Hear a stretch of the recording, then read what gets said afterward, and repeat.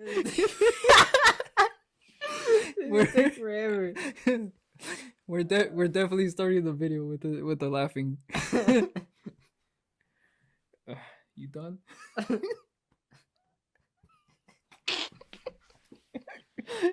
We're never gonna get this shit done.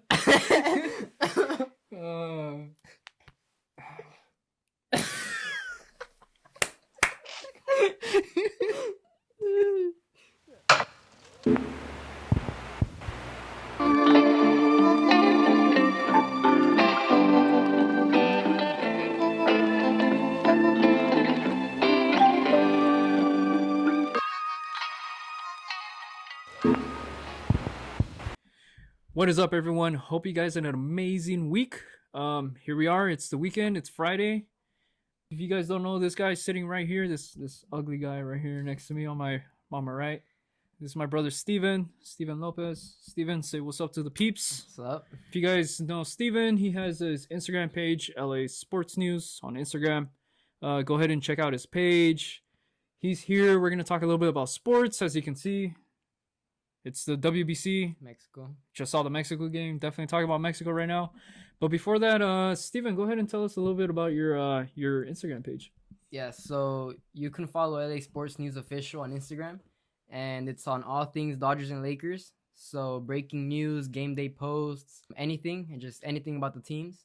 At this moment, though, it's Mexico. So WBC, there's spring training going on, but that's being overshadowed by the World Baseball Classic.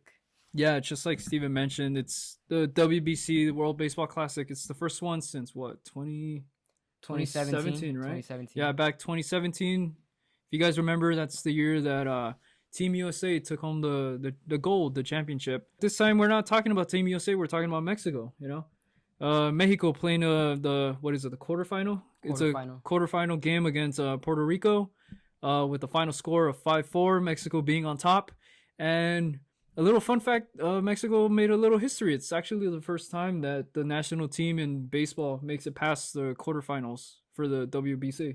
Yeah, and so it's the first time they play against Puerto Rico since 2017 in the WBC.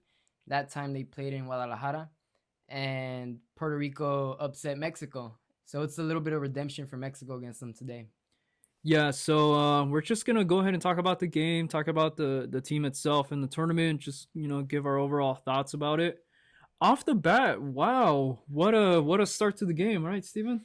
Yeah, so that first inning, I mean, Mexico sent their ace out. Julio Urias dominates for the Dodgers, and he's Mexico's go-to guy. He's their main horse, and a little bit of a rocky start. Yeah, I think I would call it a little bit more than just a rocky start for Julio Urias today on the mound for Mexico. But, I mean, as Dodger fans, as we've seen before, he usually starts, if he has a rough game, it's usually in the first inning where he starts off slow, he gets hit around a bit, and he tends to settle in, which is what he did today. So, I mean, he walked Kike Hernandez, and then as Kike advanced to third and the sac fly, and then, of course, the back-to-back home runs to Javi Baez and to Eddie Rosario. So, I mean, it was just pitch command, and I think it's just bad pitch calling in those two at-bats. Yeah. But, I mean, he settled in afterwards, but that start was it wasn't looking good for Mexico in the first inning. I mean, like Steven says, though, Julio Urias, when he finds a rhythm, he tends to find it and be able to like stick to it throughout a game. Of course, he couldn't go deep into this game, whether he had a perfect first inning or not. He wasn't going to go deep into this game just because he already had that pitch limit that the Dodgers had put on him. I don't know, what was it, like 65 pitches. So he definitely wasn't going to go deep in this game, especially against a lineup like Puerto Rico. Again, rocky start, but after that, wow, did Team Mexico really shut down Puerto Rico's bats throughout this game? Mexico has one of the best pitching rotations in general in this World Baseball Classic, especially their bullpen. They have a bunch of horses out of the pen. And, I mean, to echo off of what you said of Urias' pitch count, so it's 80 pitches for any other player in the WBC. That's the limit in this round, the quarterfinals. But it was just something the Dodgers set on him, 65 pitches. I mean, as we know how the Dodgers are, they take care of their pitchers, especially Urias, since he got called up at 18 years old. Yep. They've had him on a short leash. I mean, he's there. he's their future. So I mean, hopefully they see it like that. I'm sure they see it like that. I mean, he's on a contract year. They want to take care of him. But yeah, so Mexico's arms were fantastic after Julio.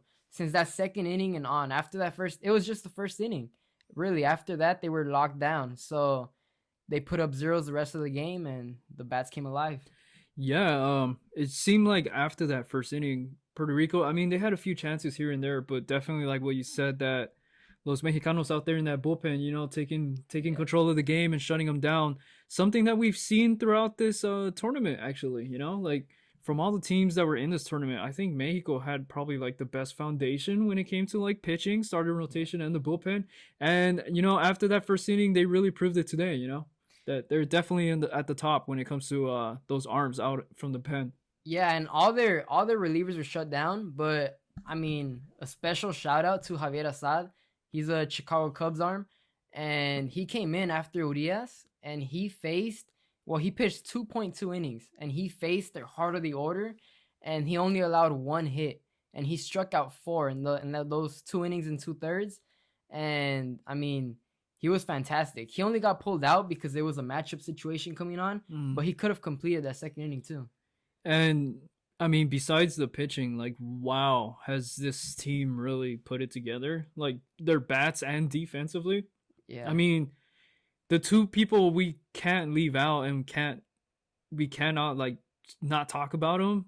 The guy behind the plate, Austin Barnes, number 15 for the Los Angeles Dodgers.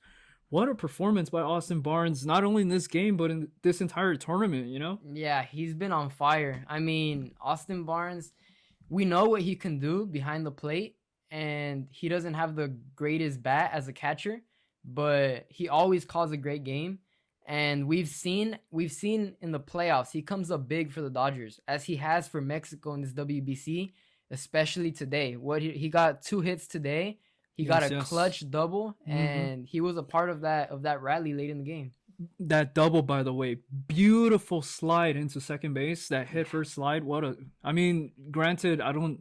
Was there a play at second? I mean, it was probably I after mean, he made the slide, yeah, he but was there either anyways. way, head first slide, Yeah. he made it look so beautiful.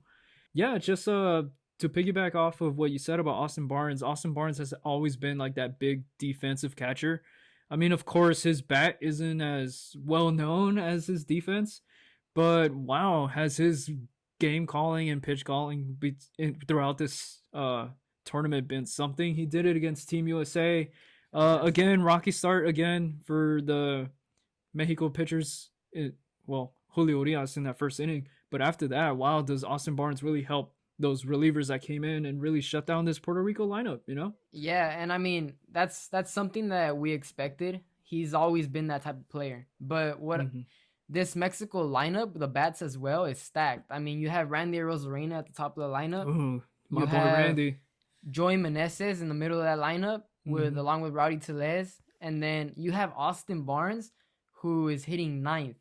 I mean, and he's hitting ninth, and he's hitting 357, and I mean that's a 357 batting average, but he has a perfect OPS. That says a lot because usually the guy in the ninth spot is usually throughout baseball considered the guy that, I don't know, you would probably say that their bat isn't really all there, Yeah, just to say it the nice way instead of straight up saying they're the ones that suck. But, in this WBC, a lot of these lineups are really good up and down, and Mexico's just one of those, that's great throughout 1 through 9. yeah. It's not an easy out anywhere in the lineup. You can't say let's walk a player to face the next guy, because Yes. if anything, it'll be worse for the pitcher facing the next guy. It's Mm-hmm. never an easy out. Mm-hmm. Definitely. But a player you also mentioned, Randy Rosarena. Wow, has he come up big for Team Mexico? Offensively, defensively. Today, having that run-saving catch in left field. Yeah, What was it like? It was over the it was over his the left shoulder, side. over his left side, making that catch against the wall. I don't know what the probability of that catch is, but I can tell you this: a lot of major leaguers don't make that catch. I could tell you off the bat, I thought it was gonna be off the wall. I thought he had no chance. I was thinking triple. Yeah, A guaranteed double. I was thinking possibly and triple. for sure would have tied the game. Yeah, Rosarena really, wow, he really stuck out for Mexico and made that incredible game-saving catch. Yeah, after Mexico's big inning offensively, they had all the momentum. But if that would have dropped, the momentum would have completely switched dugouts. It would have been all Puerto Rico. That it's plays like that that are real big momentum changers, you know. In baseball, you could have momentum all game, and it's just one little thing like that that changes everything. Exactly. Or in Mexico's case, like you have all the momentum, and a play like this just has the momentum continue into the next inning, you know. Yeah. And that's exactly what happened, you know. After that, Mexico came out and was able to get the last 3 outs of the game. And then I think something big about Randy Rosarena is not just what he does like on the field. I mean, he does it on the field, but it's what he does when he doesn't necessarily have the bat in his hands or the glove in his hand. He's always bringing the energy, even pregame, as we've seen. He shows up to BP wearing botas. He has the luchador mask in the dugout. Yeah, definitely shagging balls in the outfield wearing the botas, you know? He may be Cuban born, but he's a Mexican at heart. Randy Rosarena is definitely invited to the carne asada, you know? He's definitely invited to the carne asada. Mm-hmm. And I mean, I think that's something that every team needs, because as you can see, this Mexico team is stacked, but they're underdogs compared to this Puerto Rico team they faced, compared to Team USA and Japan, who they have to face on Monday. And then now that you just mentioned like the whole having to have like that hype person, you know, all the energy. that hype, yeah, having that energy, going back to like that Team USA game, you know, exactly. Like Team USA came out, I feel like they against Mexico, they probably thought, you know, like, hey, we're the bigger team, hey, we have the bigger lineup. They kind of let their guard down, and then on Mexico you have guys like Rosarena and, you know, like the hype guys, you know, showing their team, hey, we can do this, hey, we could get it done. It doesn't matter who's on the other side of that dugout, you know, it doesn't matter who's in that dugout. It doesn't matter that Mike Trout, greatest baseball player of all time, is at the plate, you know. It doesn't matter who's on that team, as long as you have the will and the determination, like you could get it done and have fun while you're doing it at the same time, you know. And I mean, I'm all for what these players nowadays are doing, you know, the bat flips. Yes, Rosarena throwing his glove, he makes a play, he extends his arms out, he's hyping up the fans on his way around the bases. This is the same guy that every game you could see how much fun he's having, like you said, like wearing the botas, shagging balls before the game. Even during the game, in between innings, he's over there signing autographs and stuff for fans in the bleachers. Like, Randy Rosarena is definitely a guy that you want in your dugout, and his presence alone, you can tell how much of an impact it has on this team and the chemistry that this team has, which is chemistry that's very important if they want to continue forward and, you know, win it all. And I feel like going back to that USA game, exactly, it's about energy. Because no disrespect to the US, to their team, they have, I mean, on paper they have the best team in this tournament. If not, I mean, the Dominican Republic's up there who got eliminated, and the US is they're going into the quarterfinals as the runner up to Mexico. But going back to that game, I think it's all about energy, like you said, because Team USA, they have the better team, obviously. But Mexico was just more hyped. I mean, look what Mexico, they get their hits. You know, you got Randy Rosarena posing up like that. Yes. They're hyping up their dugout. Definitely. And then, I mean, the US they're more chill. Like, their guys are more chill. I mean, they get to base, you know, salute. I mean, respect to that. I mean, that's cool, you know. That's like the American way, you know, the salute. But I feel like that's what they lack. They lack the hype that these other Latino teams have. Yeah, and then the hype with the Latino teams, it expands beyond just the team itself, you know. It has a lot to do with the fan base. Like that Team USA versus Mexico game, it was what, like 90% probably, like probably less, but it was mostly Mexicans. It was probably less than that, but it definitely felt like it was 90%. They were definitely louder. Team USA was the home team. It felt like, you know, Mexico was the home team. In this game, I'm pretty sure there was probably more Puerto Ricans out there than Mexicans. But the Mexicans that were there were loud. Hey, los Mexicanos that were there represent, you know? They were loud. Yeah. Mm-hmm. What a game, though. What a game for Mexico. Final score of 5-4. Team Mexico advances to the semifinals against Japan, which is going to be played on what? Sunday? On Monday. On Monday? It's going to be played on Monday. What, same time? 4 o'clock? Pacific. 4 p.m.? And I mean, we can't end this game without talking about Isaac Paredes, though. This dude has been every at bat he grinds, and he makes solid contact every at bat. Since the first game, his first at bat against Colombia, he always has that hard hit, and he always pulls it a little too much. It's always foul. But today, I've been waiting for him to hit a bomb, and today, I mean, he's the one that got the scoring going for Mexico. In the bottom half of the inning, right? He hit the leadoff bomb in the second inning. Second inning, there you go. And he's the guy who rallied for them in the late in the game when they came back. He got that base hit down the line that scored the winning runs. Yes, it did. And was it also that same? I remember seeing on social media. I think I shared it. I don't know if it was the same at bat or that bat after, where they got the hit and you could just see like the fan base in the back and everybody just celebrating and the people jumping on top of the dugouts and stuff. Was it that same at bat? It was that at bat. It was that same at bat. Yeah, I mean, talking about big hits, that's one of them right there, you know. And then you have guys like Alex Verdugo and Luis Urias, who are solidified big leaguers. Especially Verdugo has shown that he could be a star, and they've been struggling all tournament. Coming into the game, Verdugo had around 2 hits, and Urias had 1 hit. Urias even got benched 2 games ago. But coming into this game, they were both struggling, and they both got big hits today. Yeah, and then right now that you mentioned Verdugo, I think a big difference in this game compared to other ones that he was actually grinding out at bats a little bit more, you know, waiting for pitches. He wasn't just like pulling away at every pitch. And I think that really helped, you know, like you said, that he finally got those hits in, and, you know, great for him being able to, you know, fix his discipline a little bit at the plate and be able to wait for those great pitches. Yeah.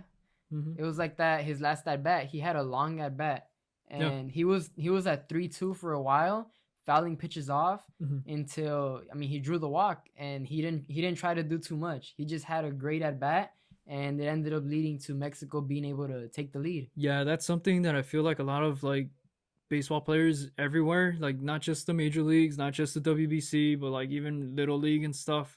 Everybody just wants to hit homers, you know. Everybody wants to get that big hit something over the fence. But, you know, it's the small things like that that actually get the job done, you know, sometimes here and there. Like you said, Verdugo, you know, grinding that bat, drawing the walks, and he was one of the runs that helped decide this thing, you know? Yeah. All right, well, that will do it for this one. Again, Mexico beats Puerto Rico 5-4 to advance to the semifinals against Japan on Monday, you said? Monday at 4. We got Shohei Ohtani. Is he pitching? He's not pitching. I don't think he's pitching. Oh, thank God he's not pitching. His bat's enough. Yeah, his bat will definitely be there. But hey, if they took down a powerhouse like Team USA in the pools, you know, with a lineup like that, Patrick Sandoval in the mound for us. I mean, what does Angels teammate? Yeah, I mean, what does you saw what Sandoval did to Trout? Yeah. Now it's time for him to do it to Ohtani. Yeah, so we'll see Monday. Mexico continues. Let's see if Mexico continues to make history, their first ever semifinal appearance, and hopefully they make it to the final. Yeah, fingers crossed, and we'll be here to talk about it, you know, when they do. All right, guys. Hope you guys have an amazing weekend. We'll catch you next time. Peace out.